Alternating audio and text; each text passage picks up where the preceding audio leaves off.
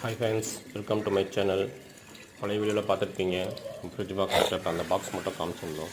இப்போ அந்த ஹோல்ஸ் எல்லாமே அடைச்சிட்டு என்ன பண்ணுறோன்னு பார்த்தீங்கன்னா வாட்டர் ஃபில் பண்ணுறோம். எதுக்குன்னு பார்த்தீங்கன்னா நம்ம லீக்கேஜ் எதனா இருக்கான்னு செக் பண்ணுறதுக்காக.